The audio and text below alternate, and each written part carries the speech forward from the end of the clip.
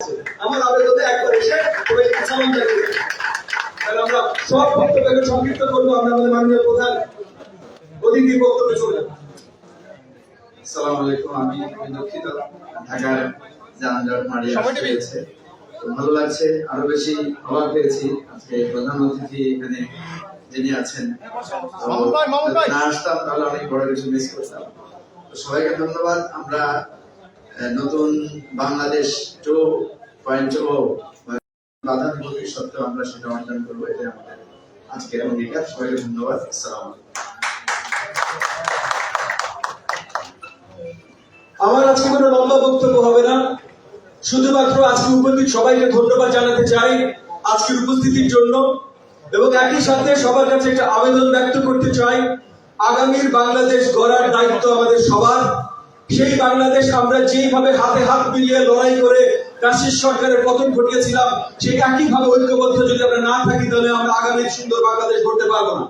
এবং এই আগামীর সুন্দর বাংলাদেশ গড়ার প্রত্যয় আমাদের সকলকে নেতৃত্ব দেওয়ার জন্য, দিক নির্দেশনা দেওয়ার জন্য এবং সবাইকে ঐক্যবদ্ধভাবে ধরে রেখে নতুন বাংলাদেশ গড়বার জন্য আমরা নেতা হিসেবে তাকিয়ে আছি বিএনপির মাননীয় ভারপ্রাপ্ত চেয়ারপারসন আজকের আমাদের প্রধান অতিথি জনাব তারেক রহমানের দিকে। আমি আর সময় ক্ষেপণ করবো না, আমি রিকোয়েস্ট করছি আমাদের আজকের প্রধান অতিথিকে তার মূল্যবান বক্তব্য রাখার জন্য। আপনাদের সকলকে অসংখ্য ধন্যবাদ। মিডিয়া বন্ধুদের অনুরোধ করছি সঙ্গীতে এই মুহূর্তে বক্তব্য রাখবেন বিএনপির মাননীয় ভারপ্রাপ্ত চেয়ারম্যান দেশের তারেক রহমান। বিসমিল্লাহির রহমানির রহিম। আজকে এনডিএ কর্তৃক আয়োজিত আজকের ইফতার মাহফিলের সম্মানিত সভাপতি যারা চেয়ারম্যান এনডিএ ববি হাজার, উপস্থিত এনডিএ এর অন্যতম সকল নেতৃবৃন্দ এবং আমার সামনে উপস্থিত সকল আমন্ত্রিত অতিথিবৃন্দ, আসসালামু আলাইকুম। ইফতার খুব বেশি দেরি নেই, তাকে খুব বড় লম্বা কথা হয়তো ভালো লাগবে না। আমার আগে বিভিন্ন ব্যক্তিবর্গ বক্তব্য রেখেছেন, এখানে মূলত যারা বক্তব্য রেখেছেন সকলেই রাজনৈতিক বক্তব্য রেখেছেন। এখানে আমার কিছুক্ষণ আগে মাহাতির আমি একটি বক্তব্য রেখেছি এবং তার একটি কথাই সে বলেছে, যেহেতু এখানে আমরা মূলত রাজনৈতিক নেতৃবৃন্দ বা রাজনৈতিক কর্মীবৃন্দ এখানে উপস্থিত আছে, স্বাভাবিকভাবে অনেকগুলো দল আমরা এখানে আছি এবং স্বাভাবিকভাবে প্রত্যেকটি দলের আদর্শ তো একদম এক হবে না, অবশ্যই আলাদা আলাদা কিছু আছে। তবে অবশ্যই আমি মনে করি, বিশ্বাস করি মূল বিষয়টি একটা, এবং সেটি হচ্ছে গণতন্ত্র বা ডেমোক্রেসি। সেটি হচ্ছে একটি মানবিক বাংলাদেশ, সেটি হচ্ছে একটি বাংলাদেশ যেখানে মানুষের কথা বলার অধিকার থাকবে। সম্মানিত উপস্থিতিবৃন্দ, এই বিষয়ে আমরা অনেকগুলো কথা এর ভিতরে শুনে ফেলেছি, আমি সেজন্য সেই বিষয়গুলোতে যাব না। এই মুহূর্তে বাংলাদেশের সবচেয়ে একটি বহুল আলোচিত বিষয় হচ্ছে সংস্কার। আমরা এখানে যে রাজনৈতিক দলগুলো আছি, রাজনৈতিক দলগুলো 15 বছর ধরে আন্দোলন সংগ্রাম করেছে আমাদের হারিয়ে যাওয়া বা ডাকাতি করে নেওয়া অধিকারকে প্রতিষ্ঠিত করার জন্য জনগণের সেটাতে আমরা পার্টলি আলহামদুলিল্লাহ সাকসেসফুল হয়েছে। আমি একজন রাজনৈতিক কর্মী হিসেবে মনে করি।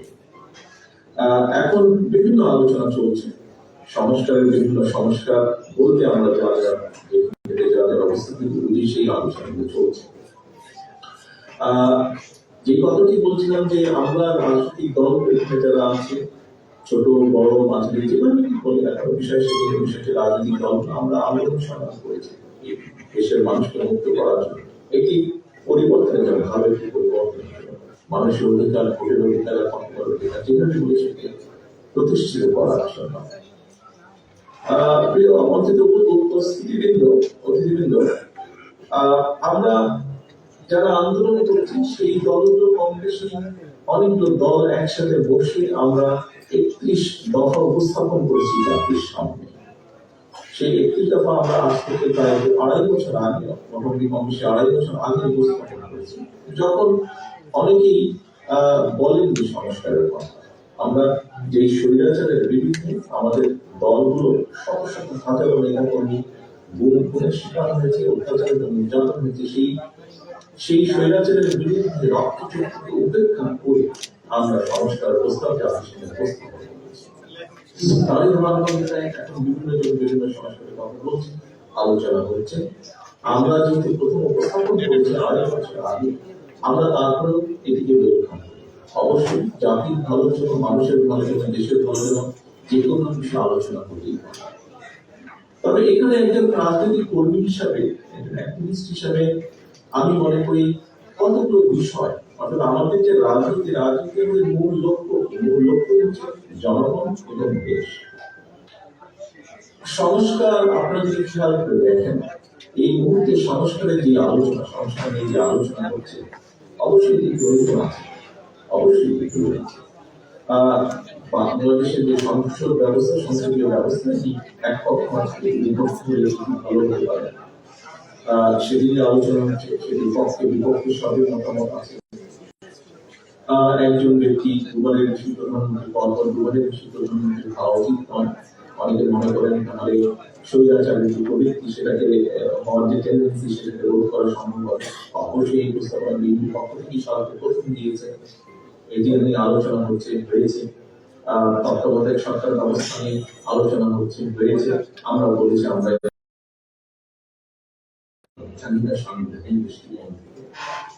রাষ্ট্রপতি প্রধানমন্ত্রী ক্ষমতার ভারসাম্যের বিষয়ে আলোচনা হয়েছে, প্রস্তাবনা এসেছে, এই বিষয়গুলো চিন্তা করা হয়েছে। কিন্তু একটু আগে যে কথাটি বললাম, আমরা রাজনীতি করি কাকে, রাজনীতি করি এই জনগণকে, এই দেশের জনগণ। আমরা রাজনৈতিক দলগুলো শুধু এইটার ব্যাপারে প্রস্তাবনা দিয়েছি, দেওয়াটাই উচিত, দেওয়াটাই স্বাভাবিক। কিন্তু কেন আমরা রাজনৈতিক দলগুলোর অবস্থান থেকে আরো কিছু বিষয়ে প্রস্তাবনা উপস্থাপন করছি না? আমি তো মনে করি একজন রাজনৈতিক কর্মী হিসাবে যে সমাজ শেষে আমরা যেগুলো নিয়ে আলোচনা করি, তার থেকে কয়েক বিচারটি আমি আপনাদের সামনে উল্লেখ করতে চাই। ক্ষেত্র বিশেষে জানেন,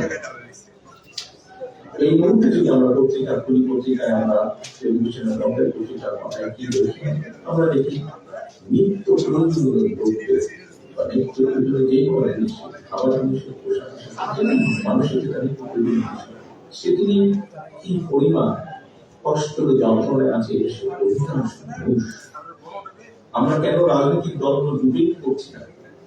এই জনগণের রায় আমার পক্ষে আসে, আমি কিভাবে এই ব্যবস্থাকে হ্যান্ডেল করবো, কিভাবে এই ব্যবস্থাকে ডিল করবো, আমি কিভাবে নিত্য প্রয়োজনীয় যে দ্রব্য তার মূল্য আমি মানুষের সহনশীলতা, ক্রয়শীলতা করে রাখবো। এখন এটিকে যদি রাখতে হয়, তাহলে আমাদেরকে বাজারের ব্যবস্থাকে কিভাবে আমরা সাজাবো, এটিকে যদি তাই করতে হয়, তাহলে কিভাবে উৎপাদন বাড়াবো, কেন আমরা এই বিষয়কে নিয়ে আলাপ করছি? আমি মনে করি বাংলাদেশ জাতীয়তাবাদী দল তার পূর্ব অভিজ্ঞতা থেকে মনে করে যে এই বিষয়গুলো আমাদের অবশ্যই অ্যাড্রেস করা উচিত।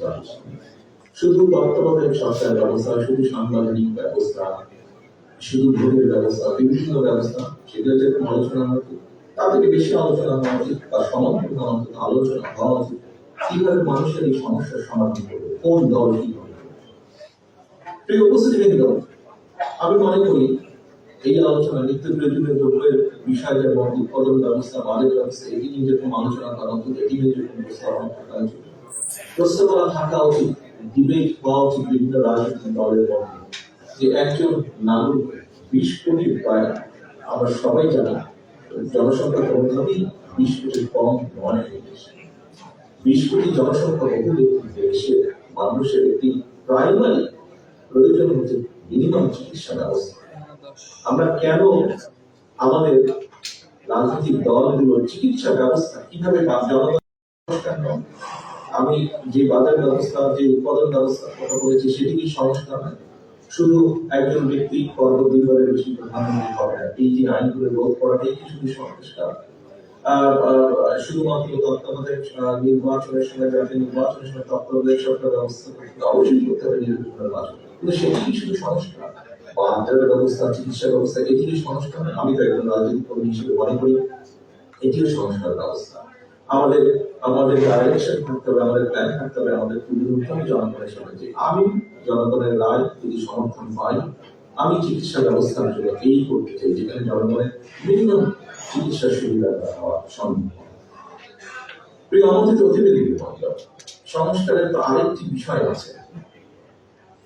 এই 20 কোটি মানুষের দেশে আমাদের ভবিষ্যৎ প্রজন্ম আছে। আমরা যদি আমাদের ভবিষ্যৎ প্রজন্ম সঠিক শিক্ষা ব্যবস্থা যদি গড়ে তুলতে সক্ষম না হই, তাহলে কি করে আমাদের পক্ষে সম্ভব এই দেশকে সামনে এগিয়ে নিয়ে যাওয়া, কি করে সম্ভব একটি সমৃদ্ধশালী দেশকে গড়ে তোলা?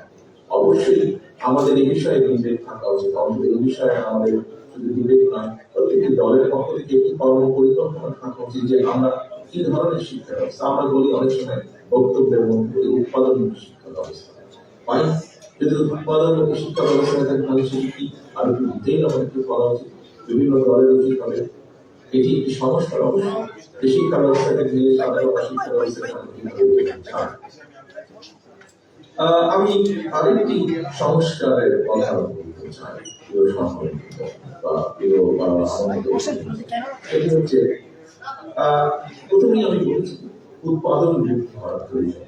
উৎপাদন বৃদ্ধি করতে হলে মূলত যদি আমরা দেখি উৎপাদনকে, তাহলে অবশ্যই আমাদের কৃষি উৎপাদন বৃদ্ধি করতে হবে।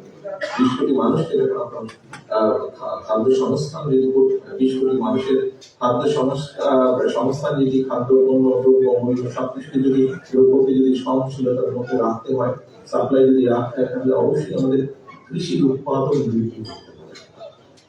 কৃষির উৎপাদন কিভাবে আমরা বৃদ্ধি করব? শহীদ রাষ্ট্রপতি জিয়া রহমান শুধুমাত্র খাল খননের মাধ্যমে কৃষককে অনেক কাজ করেছেন, কিন্তু খাল খননের মাধ্যমে যেই জমিতে 1% হবে সেখানে 2টি ফসল হচ্ছে, সঠিক সময়ে পানি সরবরাহ করা হয়। যে জমিতে 2টি ফসল হচ্ছে সেখানে 3টি হচ্ছে। খাল খননের মাধ্যমে বন্যাকে নিয়ন্ত্রণ করা সম্ভব হয়েছে। বন্যাকে নিয়ন্ত্রণ করার মাধ্যমে দেশে যেটি হয়েছে, কৃষক প্রতি বছর ক্ষতিগ্রস্ত হয়, ফলে ধীরে ধীরে কৃষকের অর্থনৈতিক মেরুদণ্ড মজবুত হয়েছে। আমাদের শুরু করে কৃষি উৎপাদন এইগুলো সংস্কার, আমি তো মনে করি একজন রাজনৈতিক কর্মী হিসেবে এটি অনেক বড়। একই সাথে যদি আমরা চিন্তা করি, বাংলাদেশের ঢাকা শহরের পাশেই আছে আসলে আপনারা দেখেছেন এখানে কতগুলো ইন্ডাস্ট্রি আছে, এছাড়াও বিভিন্ন জায়গায় ইন্ডাস্ট্রি আছে। আমাদেরকে শিল্পের বিষয়ে কোথায় চিন্তা করা উচিত, কিভাবে উদ্যোক্তাদেরকে আমরা একটা স্টেবল সিচুয়েশন দিতে পারি যাতে উদ্যোক্তারা উদ্যোগ গ্রহণের মাধ্যমে এই দেশের শিল্প স্থাপন করতে পারে, তাদেরকে নিরাপত্তা দেওয়া সম্ভব হয়। অবশ্যই এটি একটি সমস্যা। একই সাথে সেখানে যে শ্রমিকরা কাজ করবে সেই শ্রমিকদেরও কিভাবে তাদের ন্যায্যতা নিশ্চিত করা যায়। আমি তো মনে করি একজন রাজনৈতিক কর্মী হিসেবে এটি অন্যতম একটি বড় সংস্কার। এই সংস্কারটিও আমাদের করা প্রয়োজন। এখানে অনেক সমস্যা আছে, কিন্তু এই বিষয়গুলোকে আমাদের অ্যাড্রেস করা প্রয়োজন। আমন্ত্রিত অতিথিবৃন্দ, সম্মানিত অতিথিবৃন্দ, একটি বিরাট বিপদে পড়ে। আমি বহু বছর যাবত বাংলাদেশের বাইরে আছি, আপনারা এখানে যারা সামনে উপস্থিত আছেন আপনারা দেশে আছেন। প্রায় আমরা দেখেছি, বিশেষ করে স্বৈরাচারের সময় তো প্রায় আমরা নিউজে দেখতাম পরিবেশ দূষণ, ঢাকা শহর সহ সমগ্র বাংলাদেশে পরিবেশ দূষণ অত্যন্ত তীব্র মাত্রায় পরিবেশ দূষণ। সামগ্রিকভাবে সমগ্র বাংলাদেশী পরিবেশ হুমকির সম্মুখীন। আমরা কি রাজনৈতিক দলগুলো জাতির সামনে পরিবেশের ব্যাপারে সংস্কার উপস্থাপন করতে পারছি না? কিভাবে আমরা পরিবেশের উন্নতি করতে পারি, এই যে দূষণকে কিভাবে কমাতে পারি? আমি তো মনে করি এই দূষণ কমানোটিও একটি সংস্কার প্রস্তাব বা সংস্কারের বড় অংশ। কারণ এই দূষণের কারণে প্রতি বছর লক্ষ লক্ষ শিশু, কোটি কোটি মানুষ অসুস্থ হয়ে যাচ্ছে শারীরিকভাবে। সেটি পলিউশন, বিভিন্ন রকম পলিউশন, শব্দ পলিউশন বলেন, সেটি ধোঁয়ার পলিউশন করেন, ধুলাবালির পলিউশন করেন, যেটি করি না কেন আমরা এই পলিউশন থেকে কিভাবে আমরা রাজধানী সহ সমগ্র দেশকে রক্ষা করতে পারি, দেশের মানুষকে রক্ষা করতে পারি, এ ব্যাপারে তো আমরা আমাদের পরিকল্পনা উপস্থাপন করতে পারি জাতির সামনে। প্রিয় সহকর্মীবৃন্দ, আরেকটি বড় বিষয় আপনাদের সামনে তুলে চাই। আমি মনে করি এটি অত্যন্ত গুরুত্বপূর্ণ একটি সংস্কার। এটি আমাদের রাজনৈতিক দলগুলো যারা আমরা জনগণের নারী চাই, আমি তো মনে করি জনগণের সামনে আমাদের এই ব্যাপারে এটিকেও সংস্কার প্রস্তাব বিবেচনার দরকার নেই। আমি তো মনে করি সংস্কার প্রস্তাব 20 কোটি মানুষ যদি আমরা ধরে নিই, 20 কোটি মানুষের প্রতিদিনের ব্যবহার্য পানি, কি পরিমাণ পানি প্রয়োজন হয়। সব প্রতিটি মানুষ কি তার ব্যবহারের জন্য যথেষ্ট পানি আমরা হয়তো করছি। তাহলে এই 20 কোটি মানুষকে কিভাবে আমরা পানি, খাবার পানি বলেন, ব্যবহার্য পানি বলেন, মিনিমাম পিওর পানি আমরা তাদেরকে সরবরাহ করতে পারি, এটি কিছু সংস্থার প্রস্তাব করতে পারে না? অবশ্যই করতে পারে। আমরা কি চিন্তা করে দেখেছি সারা বিশ্বে কিন্তু এখন পানি এবং পানির সাথে একসাথে জ্বালানি, সেই জ্বালানি বিভিন্ন ধরনের পেট্রোলিয়াম থেকে, গ্যাস থেকে, জ্বালানি একটি ক্রাইসিস আসতে আসতে বেরিয়েছে সমগ্র পৃথিবীতে। 20 কোটি মানুষের জ্বালানি ব্যবস্থা কি হবে, কি হতে পারে, কিভাবে আমরা জ্বালানি কনফোর্ম দিতে পারি মানুষকে, সেটা তো সংস্কার প্রস্তাব আমি মনে করি। এবং সে ব্যাপারে আমাদের চিন্তা পরিকল্পনা তাদের সামনে উপস্থাপন করা উচিত। প্রিয় সহকর্মীবৃন্দ, আমাদের এই যে আপনাদের সামনে ইফতারের আর বেশিক্ষণ সময় নিয়ে আমি বক্তব্য বাড়াবো। আমি এখানে উপস্থিত যারা রাজনীতিবিদ আছেন সকলকে আমি অনুরোধ করবো, আসুন জনগণের এই বিষয়গুলোর ব্যাপারেও আমরা চিন্তা করি, কথা বলি। আমাদের এই ব্যাপারে আমাদের কি কি সংস্কার আছে সেগুলো আমরা তুলে ধরার চেষ্টা করি। আমরা বাস্তবভাবে সমালোচনা অবশ্যই করবো একজন আরেকজন, কিন্তু সমালোচনা করতে এমন পরিস্থিতিতে যাতে আমরা এসে না দাঁড়াই যেখানে আমরা জনগণের এই ইস্যুগুলোকে, দেশের এই ইস্যুগুলোকে আমরা অ্যাড্রেস করতে ভুলে যাবো, আমাদের কাছে অন্য কিছু মুক্ত হয়ে যাবে, এগুলো গ্রহণ হয়ে যাবে। এটি যদি হয় তাহলে এই দেশের সম্ভাবনা সব শেষ হয়ে যাবে, নষ্ট হয়ে যাবে। এবং অবশ্যই এটি আমাদের এইভাবে উপস্থিত কারো বেশি কিছু নয়, কারো বেশি কিছু। আসুন আমরা এখনই নিশ্চয়ই আমরা যতটুকু জানি এখন মোনাজাত হবে। আসুন আমরা আজকে এই রমজানের দিনে বোঝার সময় আমরা এই মুহূর্তে আল্লাহর দরবারে হাত তুলে, আল্লাহর দরবারে হাত তুলে আমরা আল্লাহর কাছে রহমত চাই, যাতে এখানে আমরা যারা উপস্থিত আছি রাজনীতিবিদ হিসাবে আমরা যাতে এই বিষয়গুলি সহ দেশ ও জাতির প্রয়োজনে যে গুরুত্বপূর্ণ বিষয়, সেই বিষয়গুলো আমরা একসাথে বসে আলোচনা করে যাতে আমরা জনগণের সেই সমস্যাগুলো আল্লাহ যাতে আমাদেরকে সেই তৌফিক দেয়, আল্লাহ যাতে আমাদেরকে সেই রহমত দেয়, আমরা আল্লাহর কাছে সেই দোয়া চাই। আবারও আমি আজকে আমাকে এখানে আমন্ত্রণ জানানোর জন্য আন্তরিকভাবে ধন্যবাদ জানাতে চাই। আমি আন্তরিকভাবে ধন্যবাদ জানাতে চাই জনাব ববি হাসান আমাকে আমন্ত্রণ জানান।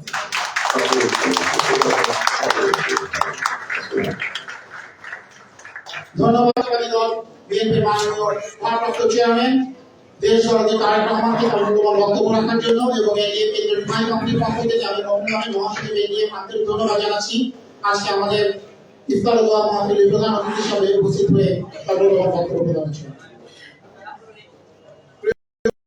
ইফতারের সময় 20 মিনিট পর করে বাকিদের আমাদের ব্যবস্থা। এই মুহূর্তে দোয়া ও মোনাজাত